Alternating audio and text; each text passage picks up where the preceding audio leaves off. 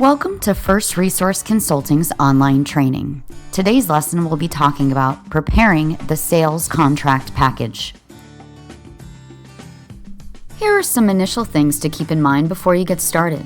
Make sure that all signatures are signed in blue ink, and make sure that all earnest money deposits are in the form of a cashier's check or a money order. On the sales contract page, make sure to type the buyer's name and do so separately. Include the full address below the buyer's name and make sure to select the style, which is the buyer's marital status. Next, enter the earnest money deposit amount. Then make sure that the designated closing agent is listed below that line, and ensure that you mark the correct box for the type of financing that the buyer is utilizing. On the bid numbers section, on line 3, include the purchase priced amount. Line 5 should include the closing cost amount. Line 6A, the broker's commission. Line 6B, the listing broker's commission. And on line 7, the net amount that is owed to HUD. Other required addendums include the HUD 9548, which requires the case number and confirmation number. Never include the purchase price or the date on this line. The buyer also needs to sign and date this form with the broker agent and do so in blue ink. Form For Your Protection, Get a Home Inspection should include the case number, the property address, the buyer's initials, and the date.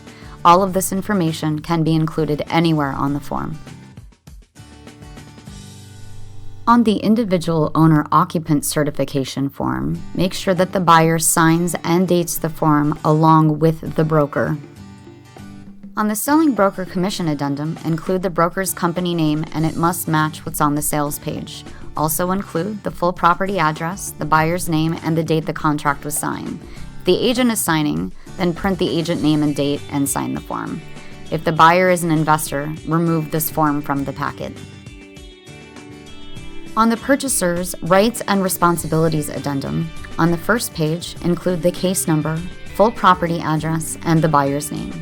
On the second page, make sure to include the listed price of the property, the buyer's initials, and the purchaser's signature along with the date and the agent. On the lead-based paint disclosure, the broker must initial next to the applicable financing type and must also initial under the selling broker acknowledgement portion. The buyers must initial next to all of the sentences under the purchaser acknowledgement section, then the form should be signed and dated. Other forms that require the buyer to sign and date include the forfeiture of earnest money deposits, closing date extension policies, rate on gas and mold, and the flood addendum, if it's applicable. The lender letter requires the following information: a written application, it must be on a lender's letterhead that includes their mailing address, a statement that the credit has been pulled, reviewed, and approved, the estimated loan amount, a signature by an actual person, and it must be dated within 30 days of the bid date. You will need proof of cash funds. This includes a bank statement or investment account that has the buyer's name, the bank name, the balance, and the current date not older than 30 days, and also must include a letter that has the amount of the person's credit line and available credit. Thank you for joining us today. We hope this has given you a better foundation to better understand the program.